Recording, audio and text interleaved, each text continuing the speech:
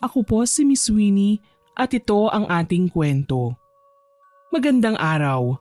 Ako si Jessica, 70 years old. Ang kwentong ibabahagi ko ay nangyari noong late 80s. Nasa 34 years old pa lang ako noon. May 3 akong anak. Maaga po akong nabiyuda. Ang aking yumaong asawa ay namatay pagkatapos atakihin sa puso. Ang naging dahilan ng maaga niyang paglisan ay kasakiman ng mga mayayamang nakatira sa aming bayan. Nang pairali nila ang pagiging gahaman sa lupain na pagmamayari namin. Para lubos niyong maintindihan ang aking kwento, hayaan niyo kong simulan sa mismong pagkamatay ng aking mister. Natatandaan ko, nagtatalo na kami noon ni Rowena. Pwede bang wag ka munang manggulo pa, Rowena? Ang lupang gusto mong kunin sa amin ay hindi mo na mababawi pa.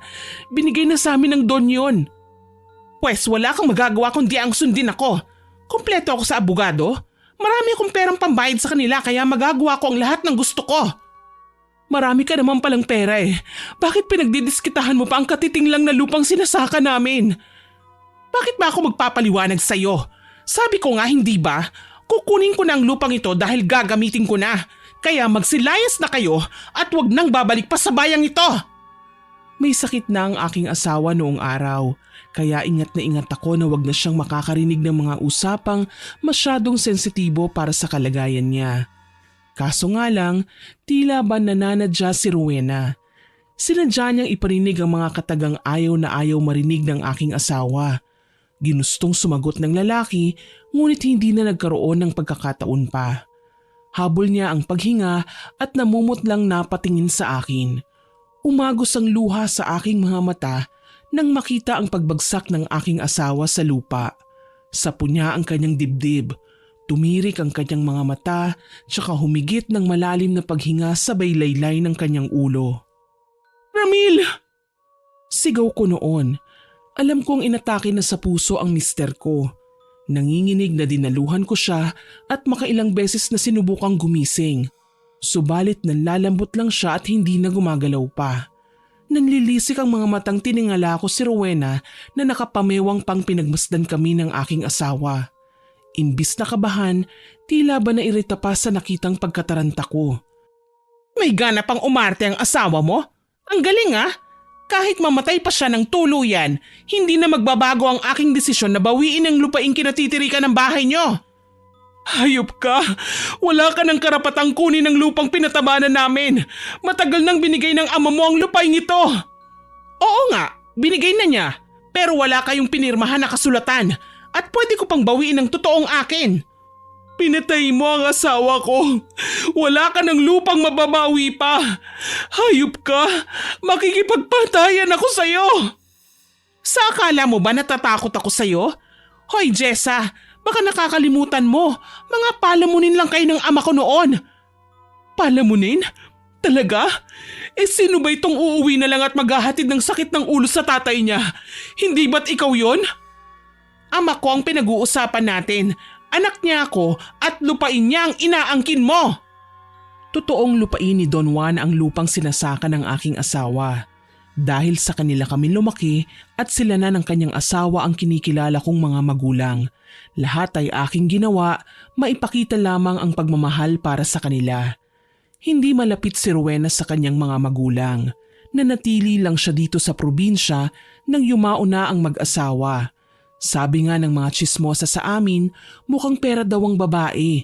Ang habol lang ay ang mga ari-arian ng kanyang mga magulang na binigay ng mag-asawa sa mga dating empleyado nila bilang pasasalamat. Tapos ngayon, basta na lang siyang darating at babawiin ng mga ito. Halimbawa na lang ang lupain namin na pinagmumulan ng aming pangkabuhayan. Kahit kailan, hindi mo tinuturing na magulang ang mga amo namin. Akin na ang titulo! Wala kang makukuhang papeles! Pwes, kung ayaw mong ibigay, kukunin ko ng sapilitan. Ang kapal talaga ng mukha mong babae ka. Ikaw ang may makapal na muka. Lumapit sa akin si Rowena at hindi man lang nag-aalala na natuluyan na ang aking asawa. Alam ko naman na pwede pa sana naming dalhin sa ospital ang lalaki pero tila hindi tao ang babaeng kaharap ko. Lantaran niya akong sinaktan sa harapan pa mismo ng 3 anak ko. Nagsisiiyakan pa ang mga bata dahil sa takot nang makita ang pagkabayolente ni Rowena. Talagang kakalbuhin kita, babae ka! Wala akong pakialam kung mamatay ka na kasama ng asawa mo! Kahaman ka, Rowena! Hindi mo na pagmamayari ang lupaing nasa amin! Mababawi ko ang lahat dahil may pera ako. Kayang-kaya kitang ipakulong anumang oras ko naisin. Kaya kong ilagay ang buhay mo sa palad ko para paglaruan. Hindi ka Panginoon, Rowena. Walang iya ka.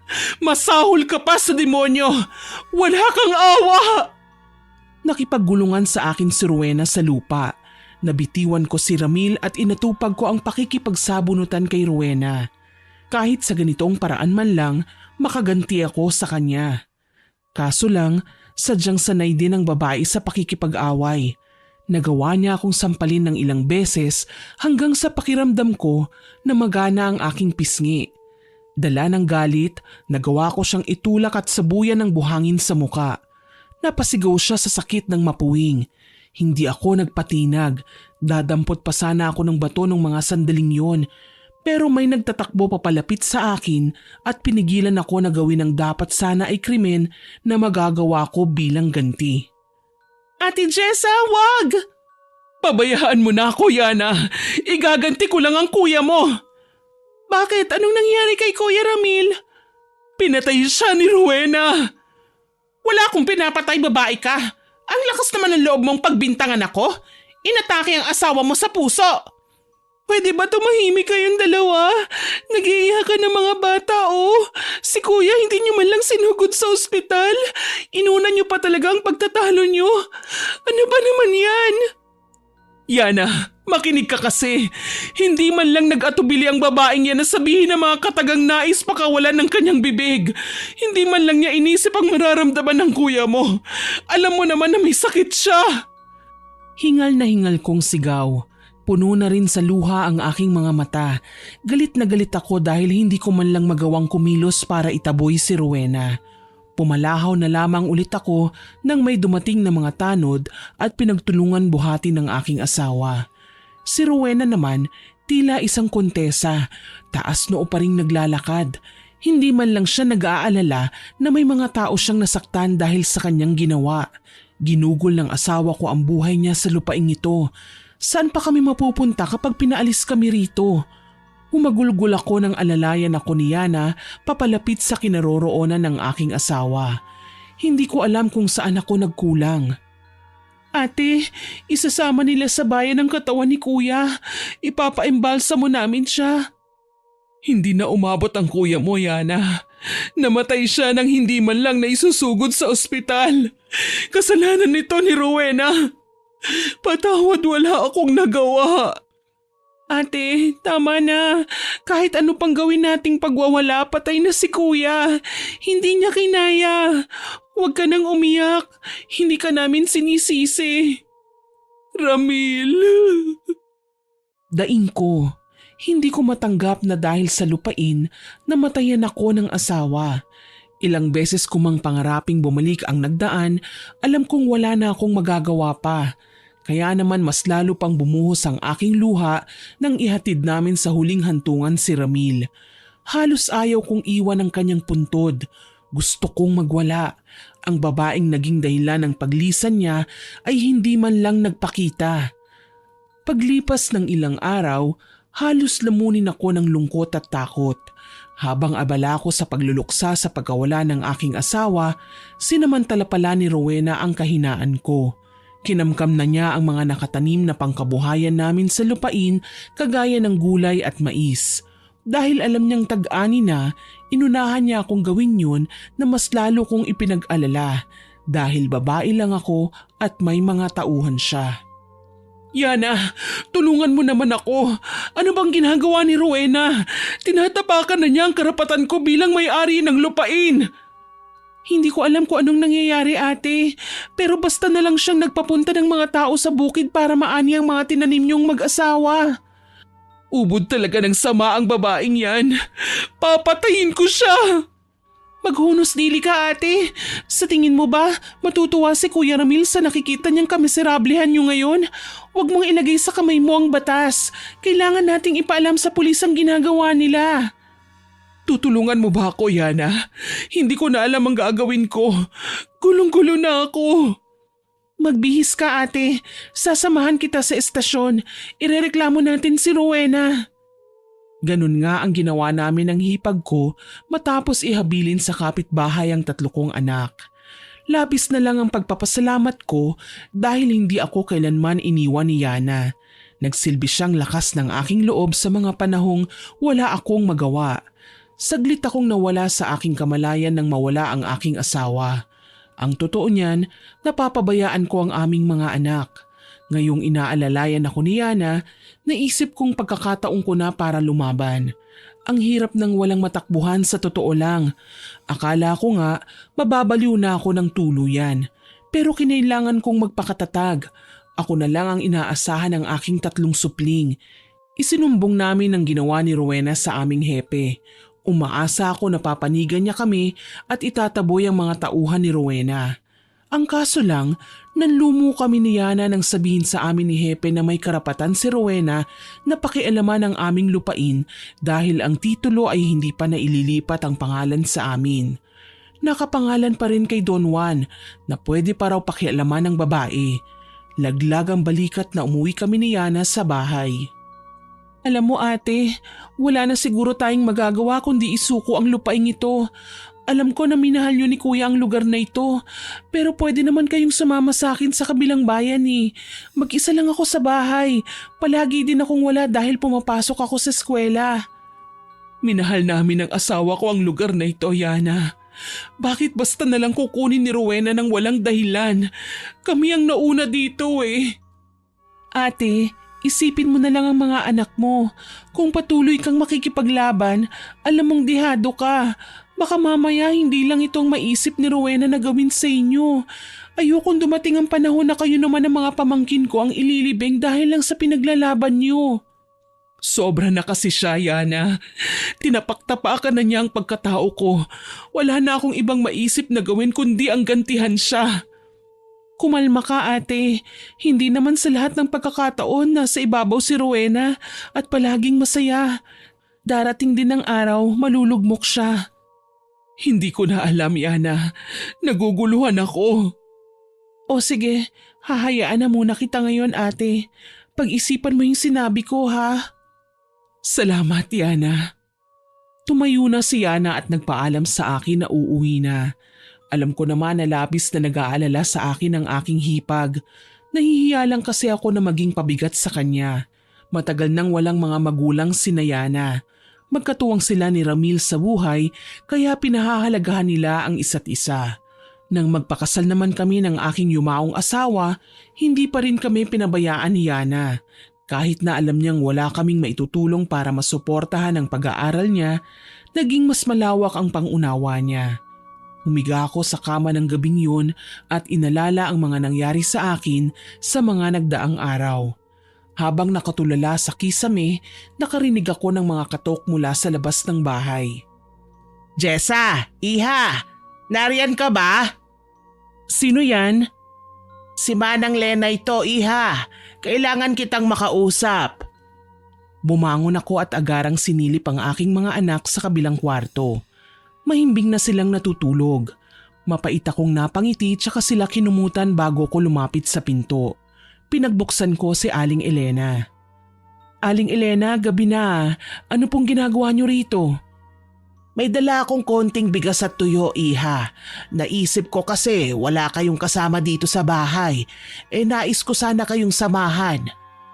Ang bait niyo naman, Aling Elena. Sino ba naman ang magtutulungan kundi tayong mga mahihirap lang, hindi ba?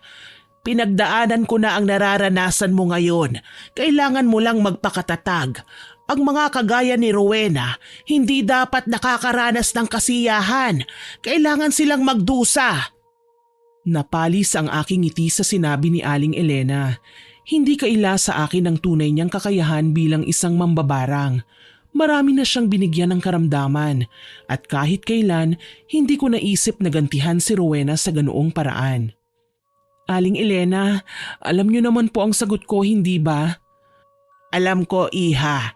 Ang sa akin lang, huwag mong kalilimutan na kapag hindi mo na kaya, narito ko para tulungan kang bigyan ng leksyon ng babaeng yan. Matagal ko na din siyang hindi gusto. Pang-ilan ka na ba sa mga taong inapi niya?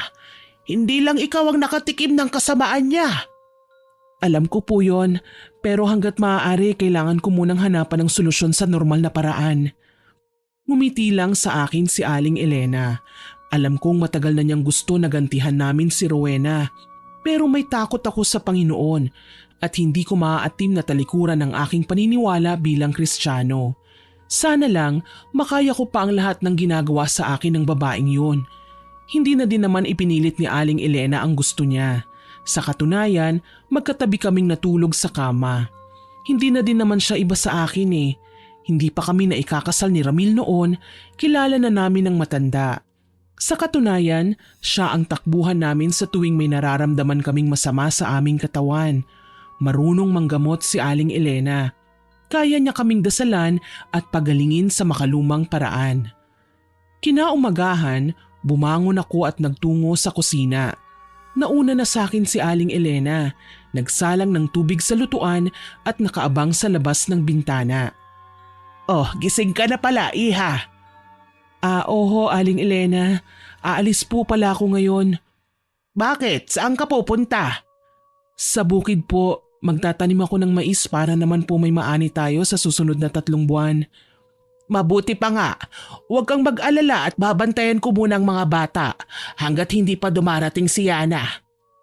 Salamat po, Aling Elena. Walang anuman, iha. Kahit papaano, nagpapasalamat din ako dahil may mga kakilala at kapitbahay ako na may mabubuting puso. Kahit na alam nila na may pinagdadaanan ng aking pamilya, tinutulungan nila ako at hindi pinababayaan. Kaya naman ginagawa ko ang lahat, wag lang maging pabigat sa kanila. Bago pa ako makaalis sa bahay, dumating na si Yana. Kasama niya ang nobyong si Jake, ang anak ni Rowena. Ate, nandito na kami! Magandang araw ho, Ate Jessa. Nahihiyang wika sa akin ng binata. Alam ko naman kung ano ang dahilan at medyo naiilang sa akin si Jake. Pero hindi naman ako kagaya ng iba na isa lang ang kinamumuhian pero dinadamay ang iba. Wala namang kinalaman si Jake sa away namin ni Rowena. At bago pa man kami nagkaaway ng babae, nagpupunta na talaga si Jake sa bahay. Halika Jake, tuloy ka. Jake, wag mong isiping galit ako sa'yo. Hindi mo naman kasalanan ng kasalanan ng nanay mo eh. Natutuwa nga ako sa'yo eh. Kasi kahit anong pagbabawal ni Rowena sa'yo na pumunta dito sa bahay namin, hindi ka pa rin nagpapaapekto sa kanya. Ate, nahihiya kasi ako sa pinaggagawa ni Mama. Hayaan mo na. Ang mahalaga, okay kayo ni Yana. Tayo, okay tayo, hindi ba? Salamat ate. Napakabuti mo. Wala yon. O paano, iwan ko na muna kayo ha? Kailangan kong asikasuhin ng maisan eh. Ngumiti lamang sa akin ang magkasintahan. Alam kong magiging okay din ang lahat dahil maganda ang simula ng aking umaga. Sisipol-sipol pa ako nang makarating sa maisan. Wala na ang mga naunang naitanim namin ni Ramil dahil kinuha ni na Rowena nang hindi nagpapaalam. Pero hindi ako papayag na magpasindak na lang sa kanya. Magtatanim pa din ako hanggang sa magsawa siya sa ginagawa niyang pansasalbahi sa akin. Sa kalagitnaan ng aking pagtatanim, napatigil ako nang mamataan na papalapit si Rowena sa akin. May kasama siyang 2 hanggang 3 trabahador na binabayaran niya ng arawan para magsaka sa bukid. Jessa, sinong may sabi sa'yo na magtanim ka ng mais sa lupain ko? Ha, hindi mo lupain ang kinatatayuan natin, Rowena. Nananaginip ka ba? Aba, mukhang matapang ka ngayon ha? Anong ipanlalaban mo sa akin? Kung gusto mong mabawi ang lupaing ito, bayaran mo ko. Nababaliw ka na ba? Manggagancho ka. Kahit kailan wala ka nang alam na api-apihin kundi ang mga taong akala mo hindi lalaban sa'yo? Umalis ka sa lupain ko kung ayaw mong ipapatay kita. Mas lalong wala kang karapatang pagbantaan ako. Baka nakakalimutan mo, pwede kang makulong kahit na may pera ka. Singhal ko sa babae. Inis na ako pero kailangan ko lang kalmahan. Maliban sa usapan namin ni Yana tungkol sa pagkupkup niya sa amin, nabanggit niya din ang tungkol sa pagkuha namin ng abogado na pwede kaming tulungan sa aming mga suliranin na legal. Kailangan ko lang mag-ipon ng ebidensya nang sa ganun magawa ko ng dungisan ng pangalan ni Rowena nang tigilan na niya ako. Ano bang ipinagmamalaki mo? Yang hipag mo na nilalandi ang anak ko? O ang anak kong uto-uto na mas piniling kumampi sa hampas lupang kagaya mo? Pareho, pero nakakatawa nga dahil sa kasamaan ng ugali mo, hindi ka man lang magawang pakinggan ng anak mo. Alam niyang mali ang ginagawa mo kaya hindi ka niya kinakampihan. Buti na lang talaga, hindi demonyo ang anak mo kagaya mo. Sa labis kong gulat, nanlisik ang mga mata ni Rowena. Inagaw niya ang itak na hawak ng isa sa kanyang mga trabahador. Itinutok niya ito sa akin. Ang tapang mong pagsalitaan ako ng mga ganyang bagay? Sa akala mo ba natutuwa ako sa'yo? Maski ang Diyos, hindi natutuwa sa ginagawa mo. Mabuti nga sa'yo, namatayan ka kagad ng asawa dahil sa ugali mo. Sa pagkakataong yun, uminit din ang ulo ko. Matatanggap ko ang lahat ng panlalait niya sa akin, wag niya lang idamay sa usapan ng aking mister na pumanaw din naman dahil sa kagagawan niya. Nagdilim ang aking paningin at gakuto na lamang ang sukat ko sa itsura ni Rowena. Yung paghakbang ko nga papalapit sa kanya ay hindi ko na alam kung malayo ba o malapit sa bilis kong makarating sa kinatatayuan niya. Walang sabi-sabing sinakal ko siya na ikinataranta niya maging ng mga kasamahan niya sa sakahan. Hayop ka! Talagang kahit ang mga taong sumakabilang buhay dinadamay mo pa sa kagagawan mo? Pwes ikaw na ang sumunod sa kanila! Aray! Pitiwan mo ako! Hindi ako makahinga! Wala akong pakialam. Ang mahalaga, mamatay ka na! Tulungan niyo ako! Nagtangkang lumapit ang tatlong trabahador pero mas lalong humigpit ang hawak ko sa leeg ni Rowena. Sige, subukan yung lumapit. Talagang tutuluyan ko ng babaeng ito. Ano ba, Jessa? Pitiwan mo ako! Nagkagulo na nga sa sakahan. Hindi ko alam kung saan humingi ng tulong ang isa sa kanila. Namataan ko na kasi sina Yana at Jake na natatarantang nagtatakbo papalapit sa aming kinaroroonan. Ate, pakiusap! Bitawan mo na si Auntie Rowena! Ate, wag! Baka mapatay mo si Mama! Wala akong pakialam, Jake. Ang mahalaga, matapos na ang problema ko. Tutal palagi naman akong pinahihirapan ng nanay mo. Mas mabuti nang mamatay na siya. Ikaw ang makukulong, ate. Isipin mo na lang ang mga anak mo. Pakiusap, makinig ka naman sa akin. Napaiyak ako at dahan-dahang binitiwan mula sa pagkakasakal si Rowena. Muntik na akong maging kriminal dahil sa kanya. Nanghihinang dinuro ko si Rowena. Maging si Jake ay napansin kong masama ang tingin sa kanya. Bakit ba napakahayop mo, Rowena? Ma, ano na naman bang ginawa mo? Naririnig mo ba ang sinasabi mo, Jake? Muntik na akong patayin ng babaeng yan. Kasalanan niyo naman eh. Kung hindi ba naman kayo sumugod dito sa bukid? Natural lang na magpunta ako sa bukid dahil pagmamayari na natin ito. Ma, pwede ba? Ilang beses nang pinaintindi sa'yo ni Lolo na may mga lupain siyang binigay sa matatapat na taong nagsilbi sa kanila ni Lola. Kasama ang lupain ito sa binigay niya. Bakit niyo ba pinipilit ang hindi na pwede? Punyeta naman, Jake. Ako na nga ang sinaktan, kinakampihan mo pa ang babaeng yan? Wala po akong kinakampihan, okay? Kailangan lang kitang pigilan dahil hindi na tama ang ginagawa niyo. May karapatan tayo sa lupain ito. Sa tatay ko ang pwestong ito. Gaga ka pala eh. Binigay na nga, hindi ba? Tsaka hindi ka ba nahihiya? 10 taon nang nasa posisyon namin ang lupain ito. Ngayon mo pa babawiin? Ang kapal ng mukha mo. Pasahol ka pa sa walang pinag-aralan. Pwede ba kumalma na kayo? Ang iinit ng ulo niyo eh. Tumahimik ka. Baka nakakalimutan mo. Nilandi mo lang ang anak ko. Social climber. Ma, sumusobra na kayo. Galit na hinawakan ni Jake sa palapulsuhan si Rowena. Kababakasan na ng panggigigil ang mukha ng binata kaya napaatras ako at napalapit kay Yana.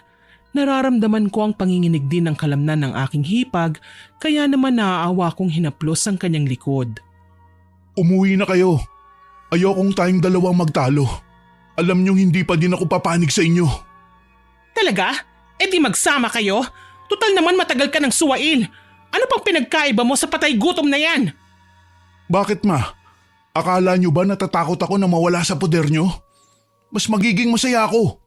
Nagsasawa na nga ako sa pagkontrol sa buhay nyo. Sige, sambahin nyo yung pera nyo. Inalalayan kami ni Jake at iniwan niya ang kanyang ina. Ang 3 trabahador naman, hindi na nagawang simulan ng pagsasaka sa taniman. Mukhang natakot na sila sa nakitang kaguluhan. Akala siguro nila magiging malaya sila sa kung ano man ang nais nilang gawin dahil baka kung ano ang ipinangako sa kanila ni Rowena. Ngayong nasaksihan nila ang gulo, alam kong wala nang sino man ang magtatangkang pakialaman ang aming lupain. Kaso lang, hindi ko naman inaasahan na gaganti sa amin si Rowena. Isang araw, habang nagpapakain ako sa aking mga anak, nagulat kami nang makarinig ng putukan. Nagkatinginan kami ni Yana at natataranta nang mapagtantong kami ang punteriya ng mga naglulusutang bala. Bigla kaming yumuko, niyakap ko ang bunso kong anak habang siya naman dinipa ang sarili at pinrotektahan ng 2 ko pang anak. Nanginginig sa takot na nanatili lang akong nakadapa habang nasa ilalim ang 1 taong gulang ko palang na anak. Tansya ko, mga 30 segundo din ang tinagal ng putukan bago na nahimik. Kasabay nun ay ang pagharurot ng 2 motorsiklo. Alam kong umalis na ang mga masasamang loob, kaya kaagad akong bumangon at sinuri kung ayos lang ba ang lahat ng mga kasama ko sa bahay. Napaiyak ako nang makitang nadaplisan ako sa braso. Yana, ayos lang ba kayo ng mga bata? Ungol lang ang sinagot sa akin ni Yana, kaya kinakabahan na akong lumapit sa kanya. Karga ko ang batang labis ko namang pinagpapasalamat na ligtas sa bisig ko. Nanlaki ang aking mga mata nang makita siyang duguan. Yakap ang 2 batang naliligo na din sa pulang likido. Nakaawang lang ang aking labi, kaya naman nang humahangos na dumating si Jake ay gayon na lang ang naging palahaw ko. Ate, nakarinig ako ng putukan. Kumuha lang naman ako saglit ng panggatong. Ang ingay kanina. Ano nangyari? Ayos lang ba kayo? Yana! Yana! Diyos ko! Diyos ko! Ano bang nangyari? Ate! Ang mga bata! Mas lalo akong nanghilakbot nang makita ko ang 2 batang yakap ni Yana. Hindi lang pala sila duguan, kundi tinamaan na din ng bala. Nanginginig na sumigaw ako, humihingi ng tulong habang dinadaluhan ang aking hipag at 2 anak. Yana! Jake, tulungan natin ang mga anak ko at si Yana. Pakiusap, mga kapitbahay, tulungan niyo kami! Yana! Diyos ko! Huwag kang pipikit! Ang mga bata, ate, patawad. At nawalan na ng malay si Yana na mas lalo kong ikinasindak. Mabuti na lang rumisponde kaagad ang aming mga kapitbahay.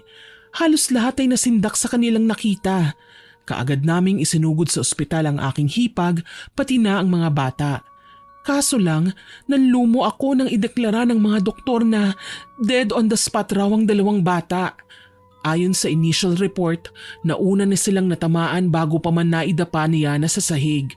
May tama ng bala sa leeg ang aking panganay, samantalang sa puso naman ang pangalawa. Wala akong ginawa kundi umiyak ng umiyak. Hindi na ako halos mapatahan ni Jake, kaya naman ang kanyang ginawa ay nakipag-usap na lamang sa mga pulis para magbigay ng statement sa mga nangyari.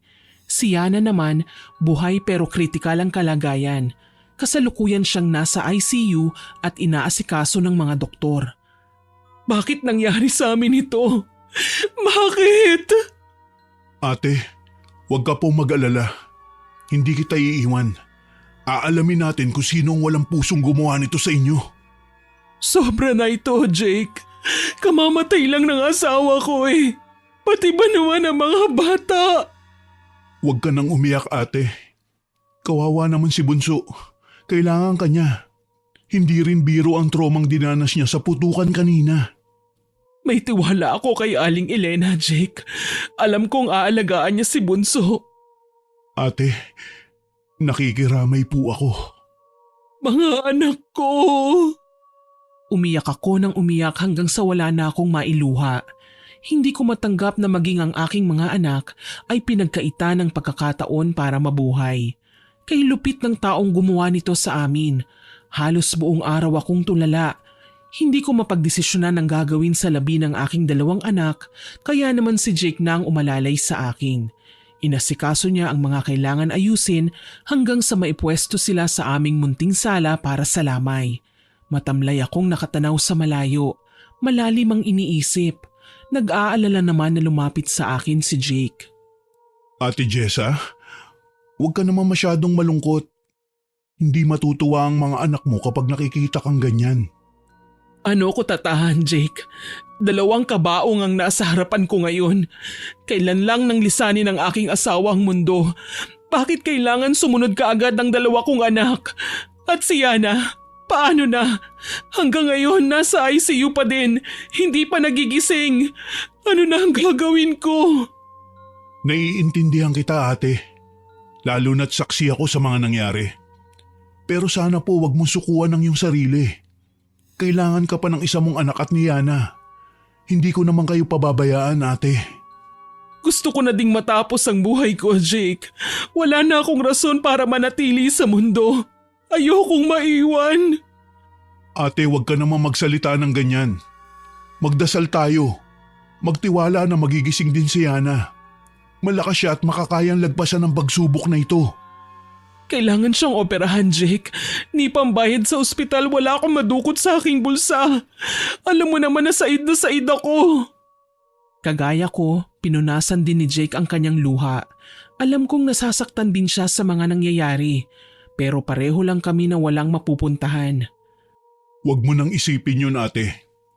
Ako nang gagawa ng paraan para dun. Pakiusap. Tatagan mo ang loob mo. Magiging okay din ang lahat. Maraming salamat, Jake. Isa ka sa nagpapalakas ng aking loob. Ayokong pati ikaw saktan ng kung sino man. Sana mag-iingat ka palagi. Wika ko sa kanya. Niyakap lang ako ni Jake kaya naman mas lalong lumakas ang aking hagulgol. Masakit man, kailangan kong maging malakas. Hindi lang ako ang nawalan. Kailangan pa ako ng isa kong anak. Hindi ko hahayaan na pati siya ay mapahamak dahil sa aking mga pinagdadaanan. Makalipas ang ilang araw, inihatid na din namin sa huling hantungan ng 2 bata. Halos ayaw ko silang pakawalan nang ibinabaon na sila sa lupa. Pero nagsilbing gabay ko ang tapang at lakas ng loob na ipinakita sa akin ni Jake. Bilib lang talaga ako sa kanya dahil hindi niya taglay ang kasamaang meron ng kanyang ina. Umulan ng hapong yon pagkatapos ng libing. Unti-unti nang nagsisialisa ng mga nakikipaglibing hanggang sa ako na lamang ang naiwan. Nang aalis na sana ako, napakunot ang aking noo nang matanaw sa likod ng mga puntod si Rowena. Tila ba nakaabang at naghihintay lang ako na umalis. Naningkit ang aking mga mata.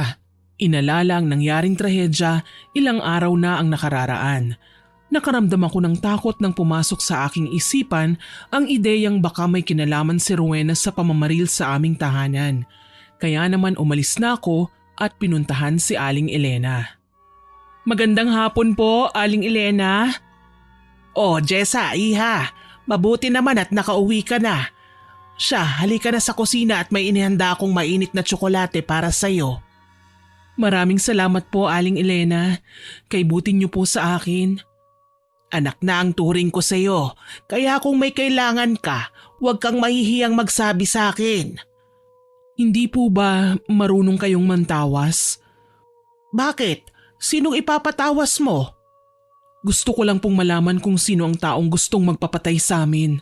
May gusto lang po sana akong patunayan. Sigurado ka ba? Hindi po ako matatahimik hanggat hindi ko nalalaman kung sino ba talagang salarin sa pagkamatay ng aking mga anak. Kailangan kong makaganti. May pwede ka bang pagdudahan sa mga kakilala mo? Meron po, Aling Elena. Sige, kung ganon, isulat mo ang buong pangalan nila sa papel. Kailangan malinaw ang bawat letra. Sige po. Kaagad kong sinulat ang mga pangalan ng naiisip ko sa papel. Pati na apelyido isinama ko. Maya-maya pa, ibinigay ko ito kay Aling Elena. O siya, maghanda ka ng planggana at lagyan mo ng tubig at asin, iha. Heto na po, Aling Elena. Maupo ka sa unahan. Huwag na huwag kang lilikha ng ingay. Sige po. Ang mabuti pa, isara mo na muna lahat ng bintana. Kailangan kasi Walang kahit nakatiting na liwanag na makikita habang isinasagawa natin ang ritual. Ginawa ko ang lahat ng inuutos niya sa akin. Kinakabahan ako. Unang pagkakataon na gawin ko ang bagay na ito. Kaya naman hindi ako mapakali. Pakiwari ko, malaking kasalanan sa Panginoon ang ginagawa ko. Kaya naman habang nag-oorasyon si Aling Elena, panay naman ang pagdarasal ko. Shh! Huwag kang maingay, Jessa! Ha? Hindi naman po ako nag-iingay. Anong hindi? Nagdarasal ka. Nawawala ng epekto ang kapangyarihan ko. Mamaya ka na magtawag ng mga santo at santa. Hayaan mo na muna akong gawin ang mga kailangan kong gawin. Ganun po ba? Pasensya na po. Sige na, at magsisimula na kasi ulit ako. Sige po. Muling sinimula ni Aling Elena ang orasyon niya. Nung una ay tahimik lamang hanggang sa maging bulong. Tapos papalakas ng papalakas. May mga garapon siyang inaalog na naglilikha ng ingay hanggang sa sindihan naman niya ang kandila. Walang tigil sa pagdarasal ng mga banyagang wika si Aling Elena habang pinapatak ang kandila sa plangganang may tubig. Kalaunan, nagulat ako nang tumingin siya sa akin. Iha, tingnan mo ang bulto na nabuo sa tubig. Diyos ko, si Rowena! Sinasabi ko na nga halang din ang kaluluwa ng babaeng yan. Walang iya siya. Nagawa niyang ipapatay ang pamilya ko. Nagawa niyang pumatay ng inosenteng mga bata. Maghunos dili ka, Jessa. Lahat ng galit pwede mo yang ilabas. Sa tamang pagkakataon, huwag gayon. Anong gusto niyong gawin ko, Aling Elena? Hayaan na maging malaya ang hayop na pumatay sa mga anak ko? Pwede naman tayong gumante sa ibang paraan. Baka nakakalimutan mo. Marunong akong lumikha ng mga karamdaman na imposibleng malabanan ng mga doktor. Saglit akong natigilan sa kanyang sinabi. May punto si Aling Elena. Sa pagkakataong ito, hindi ko na kailangan makipagsugatan kay Rowena para lang makaganti. Kailangan ko siyang ipabarang. Sabihin niyo po sa akin kung anong kailangan kong gawin. Magkasakit lang ang babaeng yan, Aling Elena. Kailangan ko ng kahit na anong bagay na pagmamayari niya, Iha.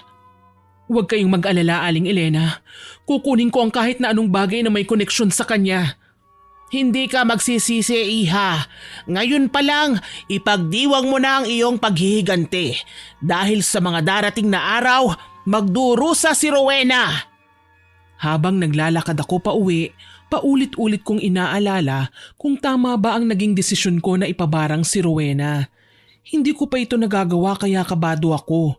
Kahit na masyadong naging masama sa akin ang babae, pakiwari ko, nandaya na ako sa paraan ng pagganti ko sa kanya.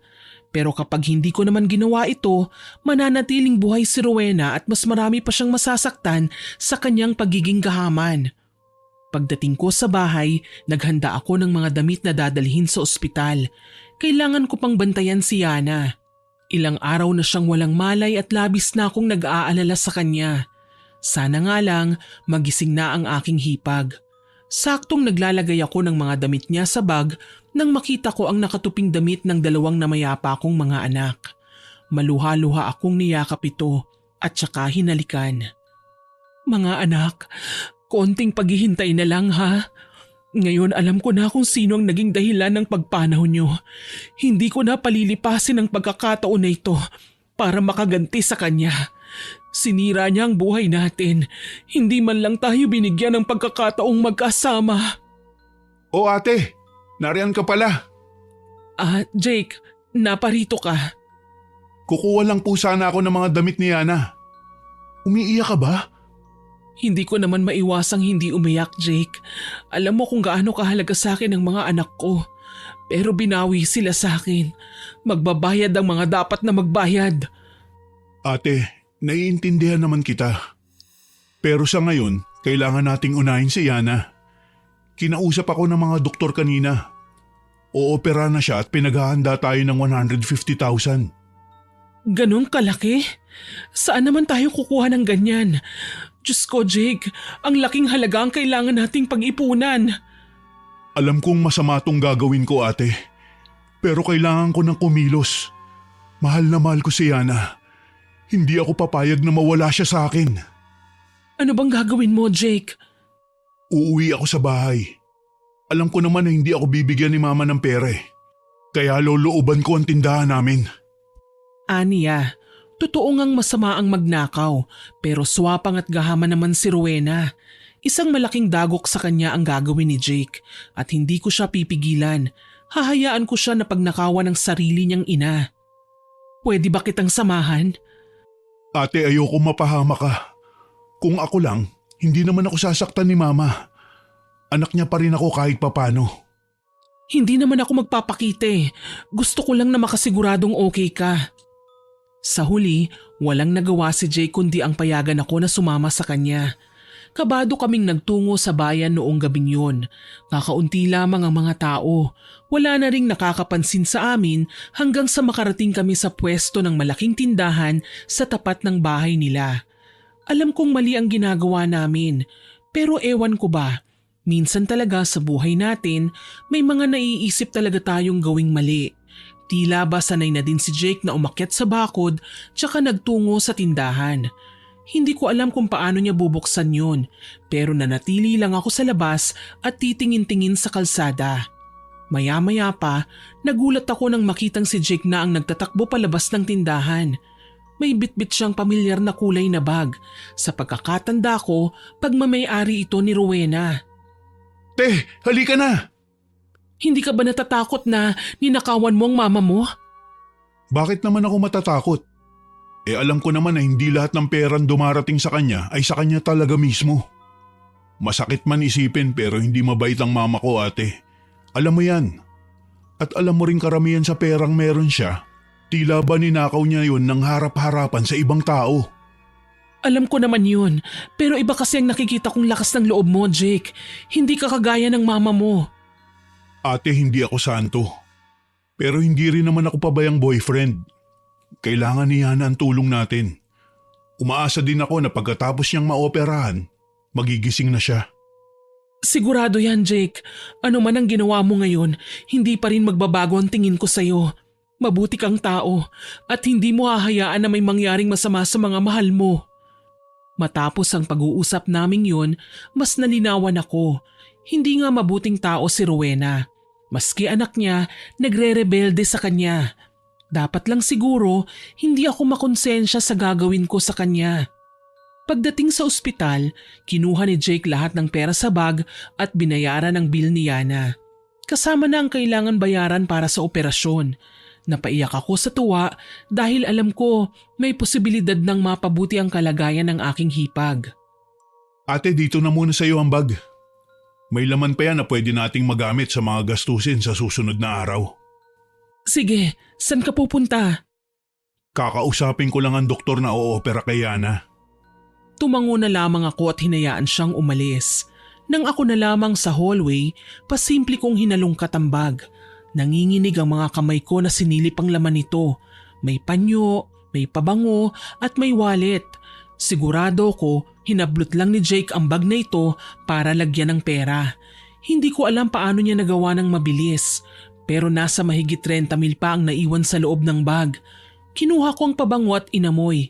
Tila kinakabahan ako sa labis na excitement. Yun ang pabangong gamit ni Rowena. Kung sinuswerte nga naman. Hindi na ako nag-isip pa at sunod kong hinalungkat ang laman ng wallet. May lamang calling cards, 5 lilibuhin at larawan ni Jake kasama ang mama at papa niya. Meron ding nakahiwalay na larawan si Rowena na siya lang mag-isa. Ito na nga ang hinihintay kong pagkakataon.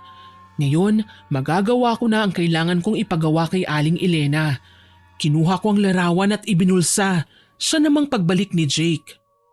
Ate, bukas daw ng umaga magsisimula ang operasyon ni Yana. Ang mabuti pa, umuwi ka na muna. Paano ka, Jake? Ako na po muna magbabantay kay Yana.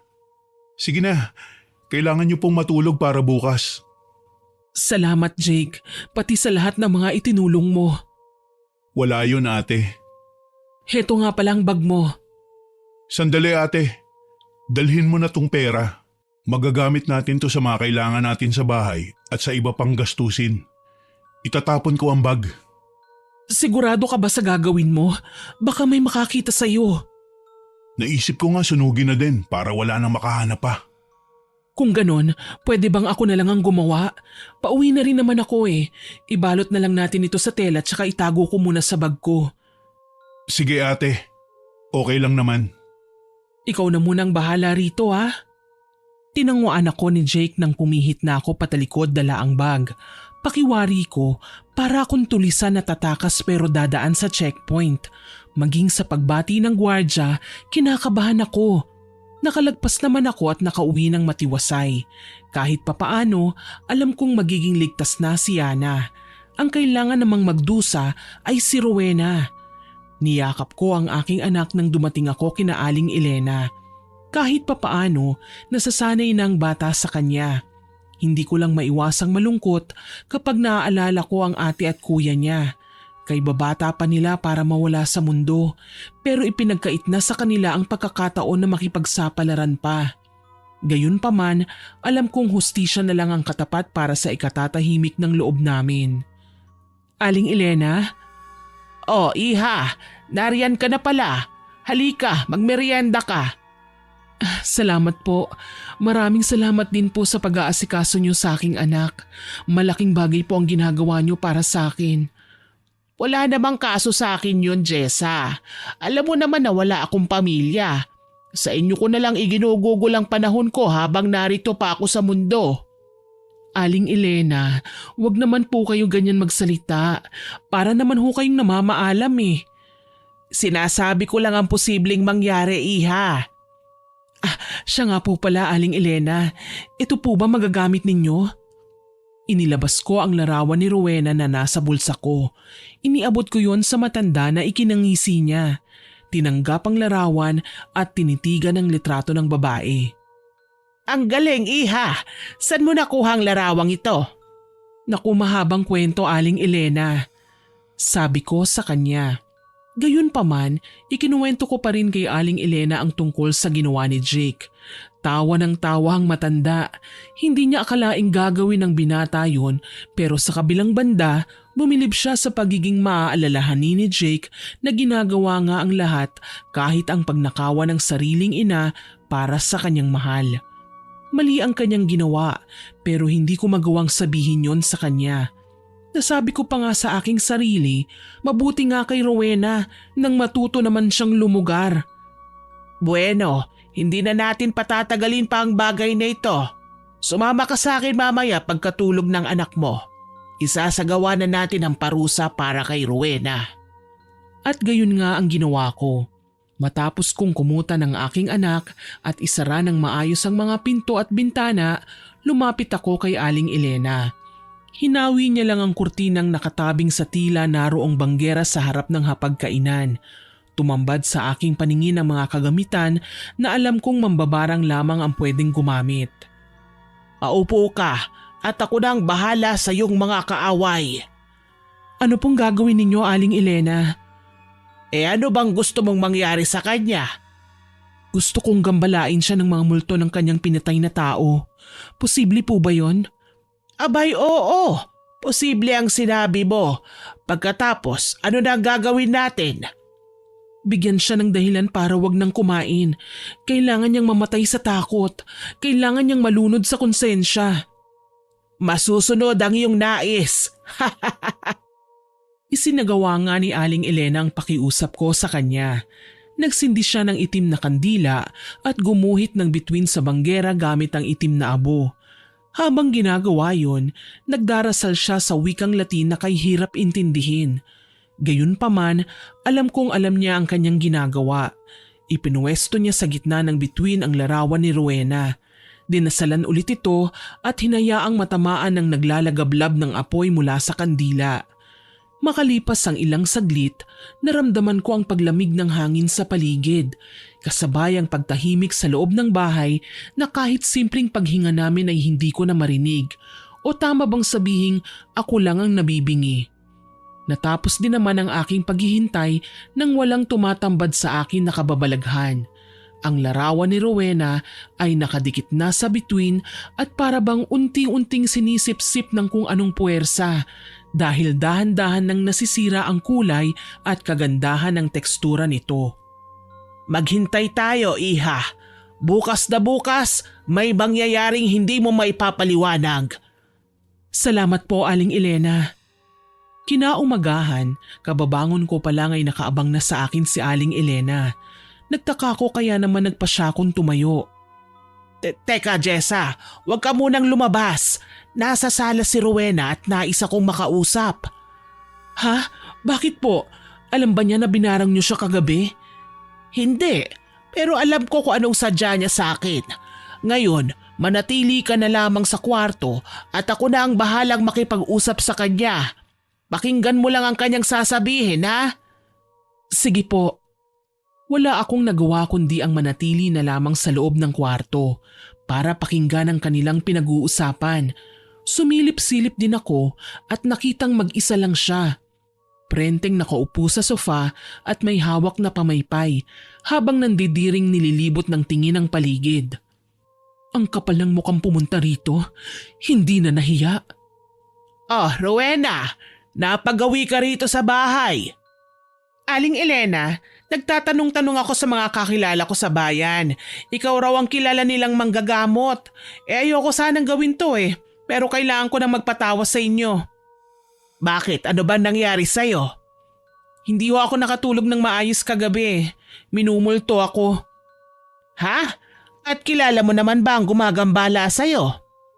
Si Ramil ho, ang asawa ni Jessa. Siya ang gumagambala sa akin. Lihim akong napangisi sa aking narinig. Kung ganun, totoo nga na kayang takutin ni Aling Elena si Rowena at baliwin pagdating ng araw. Bakit ka naman mumultuhin ng isang taong namatay? May nagawa ka bang kasalanan sa kanya? Wala. Wala ho akong kinalaman sa pagkamatay niya. Pero ako ang sinisisi niya. Sinakal pa niya ako kagabi kaya hindi ako nakatulog hanggang mag-umaga. Alam mo, Iha, hindi ko kasi magagawang gamutin ka ng tama kung hindi mo sasabihin sa akin ang lahat ng nilalaman ng puso mo at pati na ang mga alam mo na ginawa mo. Hindi naman ako doktor na paracetamol lang ang katapat ng sakit ng ulo mo. Ano ho bang gusto niyong gawin ko? Baka may lihim ka na pwede mong ipagtapat sa akin. Sa pamamagitan nun, magagawa kong hanapan ng solusyon ang pagkagambala mo sa gabi. Sigurado kayo? Magagawa niyo yon? Magbabayad ako. Kahit magkano, wag lang akong gambalain ni Ramil. Walang iya talagang Rowena na yan. Pati si Ramil, idadamay niya sa kagagahan niya. Talagang maghahalo ang balat sa tinalupan kapag nagkamali pa siya ng pagsasalita ngayon. Nanggigigil kong sabi. Naging seryoso na ang mukha ni Rowena kaya ikinalma ko ang aking sarili. Hindi niya pwedeng malaman na narito ako sa bahay ni Aling Elena. Tahimik na lamang ako na nakinig sa kanilang usapan. Hindi ako tunay na anak ni Mama Aling Elena. Ang totoo niyan, anak ako ni Papa sa ibang babae. Ang babaeng yun ang dahilan kung bakit hindi ako lumaki sa poder ng aking ama. Hindi naging maganda ang aking kabataan sa piling ni Mami Ginawa niya akong bayolente. Naisip ko na rin magandang ehemplo yon para hindi ako basta-basta apihin ng sino man. Anong kinalaman nito kay Ramil? Wala siyang kinalaman, Aling Elena. Nagkataon lang na nariyan siya nung nagtalo kami ng asawa niya. Kay Jessa ako galit. Bakit ganun na lang ang galit mo kay Jessa? Anak si Jessa ng babaeng dati ay naging kasintahan ni Papa. Hindi sila nagkatuluyan dahil ang nais nilang mapangasawa ng mga magulang ni Papa isang mayaman at sopistikadang babaeng kagaya ni Mama. Saglit na nawala si Papa sa komposisyon. Nagrebelde siya at nakipag one night stand sa aking ina. Di kalaunan, nabuntis nga ang aking mami. Dahil nga maimpluwensya ang aking lolo at lola, si Mama pa din ang kanyang napangasawa. Pagkatapos, nabuntis nga si Mami sa akin, mag-isa niya akong inasikaso. Pero nalaman nila Mama at Papa ang tungkol sa akin. Gusto nila akong kunin, pero ayaw pumayag ng aking Mami. Pinirahan niya si Papa para suportahan ang lahat ng pangangailangan naming dalawa. Habang ginagawa yun, inaalalayan niya naman ang nanay ni Jessa na tunay niyang minamahal. Nakapag-asawa din ng babae ng magbubukid pero nagkasakit at maagang namatay. Sumunod na pumanaw naman ang ina ni Jessa dahil sa kahirapan. Kaya inako na ni Papang responsibilidad sa kanya at tinuring nila si Jessa na parang tunay na anak. Wala naman ako nakikitang problema doon. Bakit kailangan mong pagdiskitahan si Jessa? Pinamanahan siya ni Papa ng lupain. Ang pinapangarap ko pang makuha noon. Sa lugar na to ako nabuo. Malaki ang importansya nito sa buhay ko. Sa ganung alaala, naiisip ko na pinangarap din nila ako na hindi ako isang unwanted child. Pero mas pinapahalagahan pa ni Papa si Jessa kahit hindi niya kadugo ang babae. Talagang minamahal niya. Samantalang ako, nagkita kami nang magkasakit siya.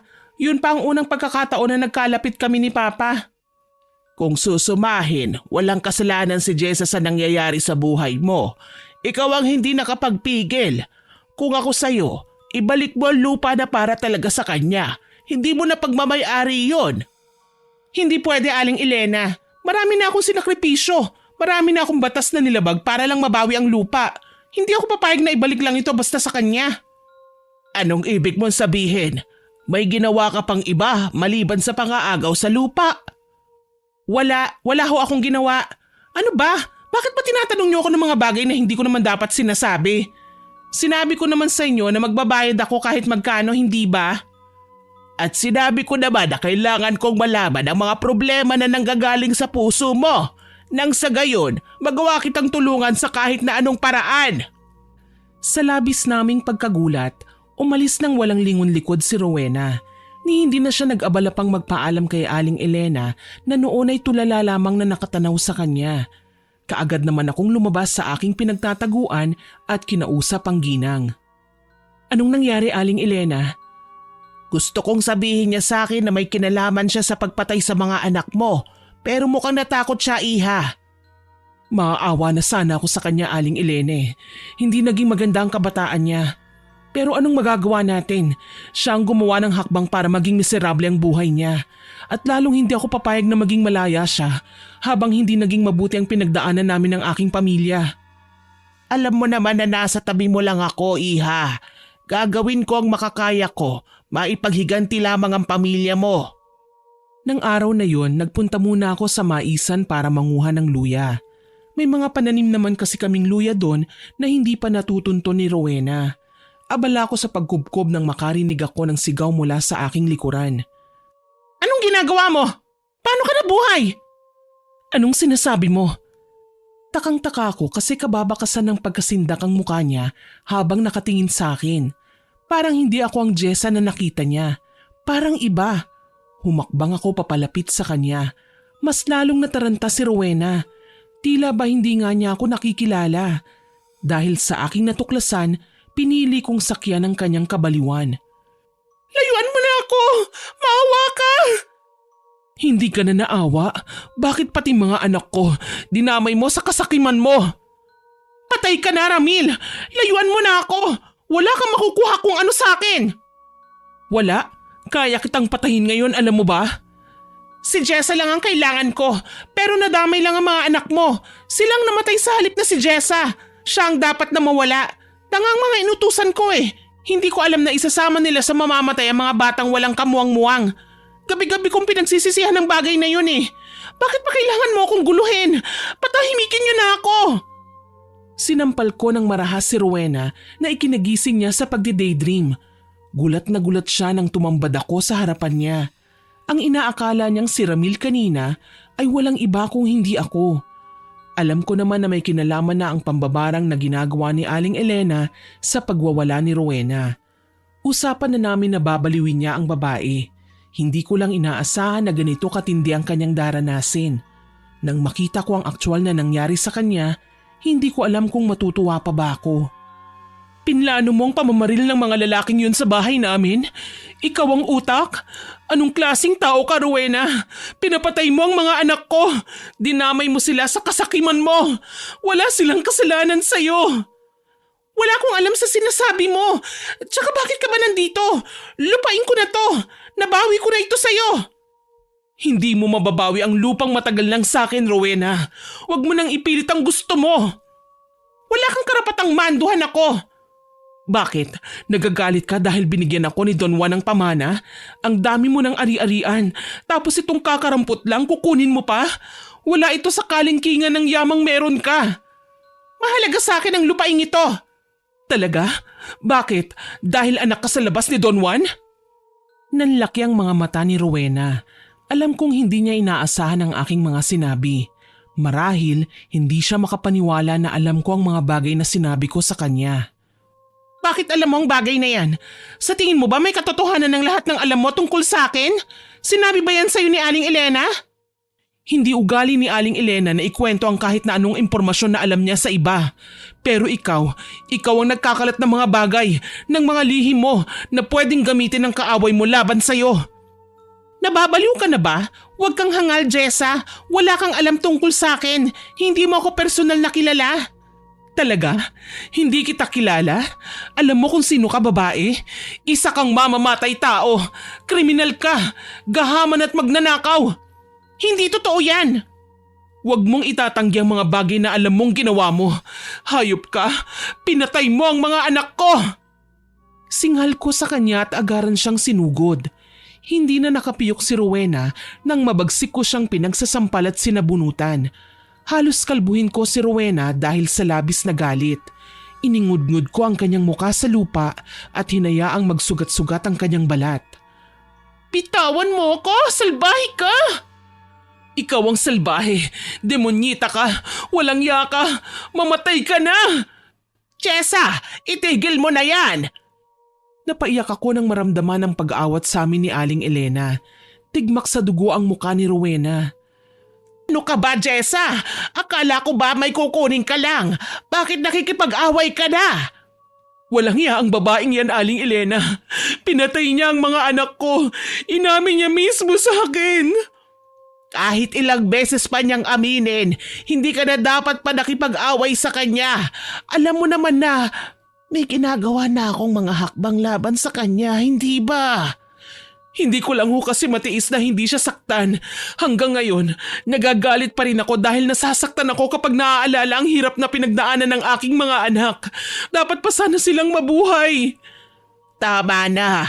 Naiintindihan naman kita, iha. Kaya nga tinutulungan kita, hindi ba? Kumalma ka. Alam kong lahat ng pinagdadaanan mo ngayon may kapalit na kagaangan ng sitwasyon. Pasensya na po, Aling Elena. Nadala lang ako ng aking emosyon. Hindi ko na kasi alam kung anong gagawin ko eh. Nilingon ko si Rowena na noon ay nakaupo na ng pasalampak sa lupa. Humihikbi at tila malayo ang tingin. Maya-maya pa, tumayo siya nang wala sa sarili at lumakad palayo sa amin. Hindi na ako nag-abalang tawagin siya. Total naman, matagal nang masama ang loob ko sa kanya. Inalalaya naman ako ni Aling Elena at inuwi sa bahay. Doon ko ibinuhos ang aking buong emosyon sa labis na kalungkutan. Kinatanghalian, naikalma ko na din ang aking sarili at nagpaalam sa ginang na magtutungo sa ospital. Ate, mabuti naman at nandito ka na. Kanina ka pa namin hinihintay. Tagumpay ang operasyon niya, ate. Ganun ba? Diyos ko, salamat naman. Akala ko nga buong araw ako maghihintay sa labas ng operating room. Pero mabuti na lang, natapos nila kaagad. Mamayang hapon daw, ililipat na nila sa ward si Yana. Umiiyak ako kaya naman niyakap ako ni Jake. Masaya ako para sa kanila. Alam kong magiging okay din ang lahat para sa relasyon nila. Ang kailangan ko na lang na asikasuhin ay ang tungkol sa pamilya ko. Ayusin ang buhay ko. Magsimula ulit. Hahayaan ko na si Aling Elena na gumawa ng paraan para maparusahan ang mapanakit na kagaya ni Rowena. Ngayon ay matitikman na nila ang ganti ng api. Ate, may problema ba? Kanina ka pa mukhang naiiyak eh. Jake, may nalaman kasi kung importante. Hindi ko nga lang alam kung ikatutuwa mo ba o hindi. Bakit ate? Ano yun? Nalaman kong si Rowena ang nag-utos sa mga lalaki na pagbabarilin ng bahay ko. Sinadya niya akong ipapatay pero hindi siya nagtagumpay. Ano? Sigurado ka ba ate? Siya mismo ang nagsabi sa akin, Jake. Nagkumprontahan kami kanina. Inamin niya na ako ang nais niyang ipapatay. Napatalon ako sa gulat nang sinuntok ni Jake ang dingding na nasa aming harapan. Mangiyak-ngiyak na tumabi ako nang makita siyang humahagulgol. Akala ko magbabago na ang tingin ko sa kanya ngayong hindi na siya nanggugulo sa atin. Naisip ko pa nga siguro makikipaglapit na ako sa kanya dahil nagsisisi ako sa ginawa kong pagre-rebelde sa kanya. Tapos ngayong malalaman kong kumitil siya ng buhay dahil lang gahaman siya. Kaya ngayon maghaharap kaming dalawa. Nataranta ako nang makitang umalis si Jake. Wala akong nagawa kundi ang sundan siya sa takot na baka kung ano ang mangyari sa kanya. Sa bahay nila siya dumiretso. Dala ng kasama ko naman ang binata, hindi ako nag-atubiling pumasok sa kanilang bahay. Nasindak kami ni Jake nang maabutan si Rowena na wala sa sarili. Puro sugat na ang katawan. Layuan mo na ako, Ramil! Hindi mo na ako makikilala ngayon! Hindi mo na mumultuhin si Rowena! Ma, anong ginagawa niyo? Jake, anak, halika! Tulungan mo ko! Kailangan kong baguhin ang sarili ko para hindi na ako balikan pa ni Ramil. Tinatakot niya ako eh. Ayaw niya akong patahimikin. Napasigaw ako nang walang habas na dinukot ni Rowena ang kanyang mga mata gamit ang kutsara. Habang ginagawa niya yon ay panay ang ungol niya at natataranta naman na pinipigilan siya ni Jake. Ma! Diyos ko, ano ba nangyayari sa inyo? Tatanggalin ko lang ang mata ko nang hindi ko na siya makita, anak. Yaya, nasan ba kayo? Tumawag kayo ng doktor! Huwag mo nang hanapin ang mga kasambahay natin. Pinaalis ko na sila. Diyos ko! Habang nagsasalita ay nagagawa pang sumirit ng dugo mula sa mga mata ni Rowena. Hindi siya nagtagumpay sa pagtatanggal sa isa pero medyo lumusot ito sa eye socket kaya mistula siyang inooperahan habang kapa ng kapa sa paligid. Mas lalong nagkalat ang dugo na hindi ko na maatimpang lapitan. Akala ko tapos na siya, ngunit hindi pa pala. Napasigaw ako nang may madampot siyang kutsilyo kung saan nilaplap niya ang kanyang balat sa braso na ikinalitaw ng kulay puti niyang laman. Dito na ako hindi nakatiis. Napasukan na ako sa kabila ng katotohanang naririnig ko ang mga palahaw niya. Halos mabaliw din ako at hindi na makahinga. Nalalanghap ko ang kalansahan ng kanyang dugo kaya nanghihina akong lumabas. Mistulang nawawala na sa sarili si Rowena. O mas tama bang sabihing sinasapian siya. Maya-maya pa, nagsisigaw na naman ang babae. Jake, tulungan mo ako! Hindi ako makakita! Pero naririnig ko sila sa tenga ko. Sinisingil nila ako sa ginawa ko. Anak, tulong! Hindi na malaman ni Jake ang gagawin. Alam ko naman na natatakot din siya sa ginagawa ng kanyang ina. Yun ang dahilan kung bakit hindi niya makumpronta ang babae. Pero nagulat ako nang muli na namang sumigaw si Jake. Ano ba naman kayo? Ano ba kasi ang ginagawa niyo, Ma? Hindi ko sinasadya, anak. Hindi ko sinasadyang mamatay ang mga anak ni Jessa sa trahedyang iyon. Siya lang ang nais kong mabura sa mundo. Hindi ko naman alam na madadamay sila. Nakita niyo na ngayon ang resulta ng ginawa niyo. Kinakarma na tayo, Ma. Kay liit na lupain, pilit niyo pang inaagaw. Ngayon ano naging kapalit? Buhay ng mga inosente. Tapos ngayon ano? Magbabaliw-baliwan kayo para hindi niyo maharap ang krimeng nagawa niyo? Hindi naman ako baliw, anak. Totoong nakikita ko si Ramil. Kasamang dalawa niyang anak na namatay. Tinatakot nila ako. Papatayin nila ako. Natutup ko ang aking bibig nang makitang naliligo na sa sariling dugo si Rowena. Napasigaw pa ako nang makita siyang basta nalang sumuka sa aming harapan.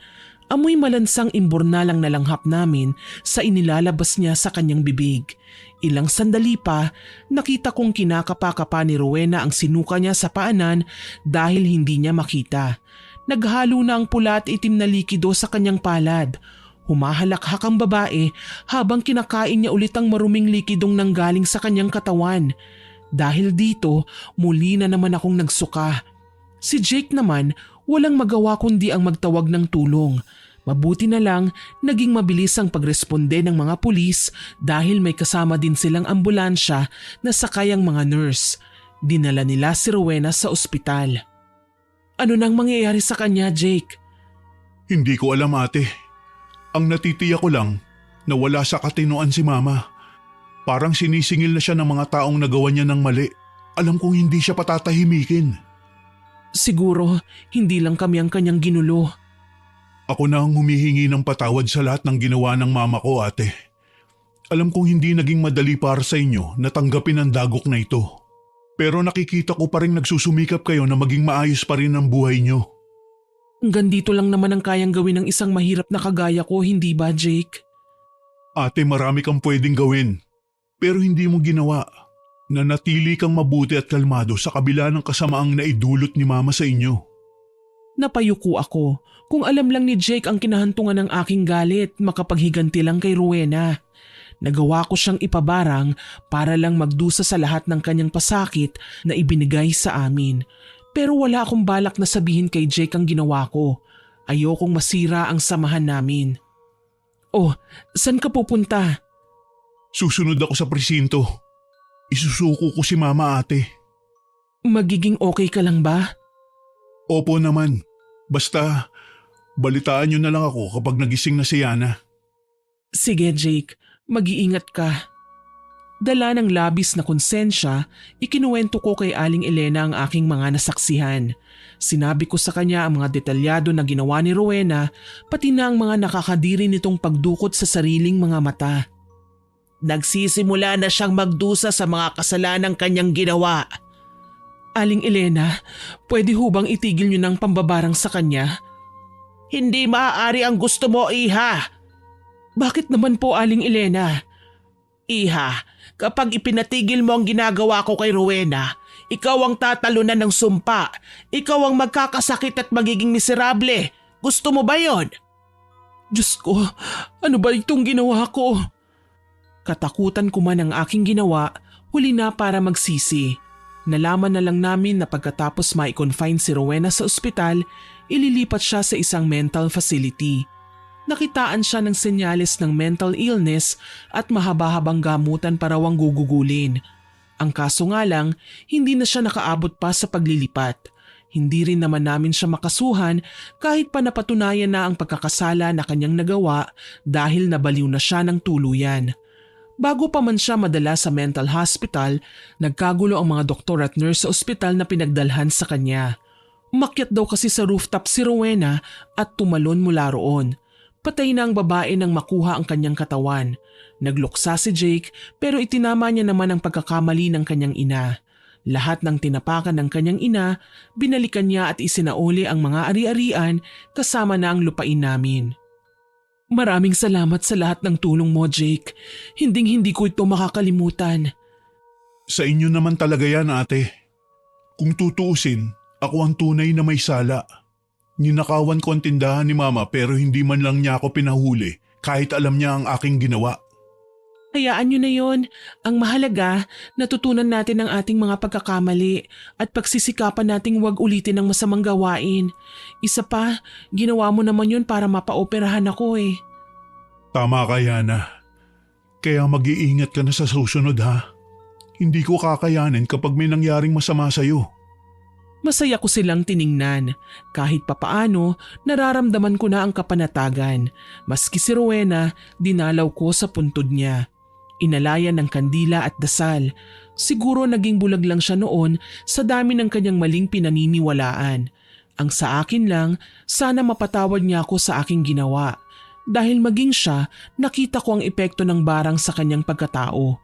Pinatawad ko na siya at sa lahat ng pagkakasala niya sa akin.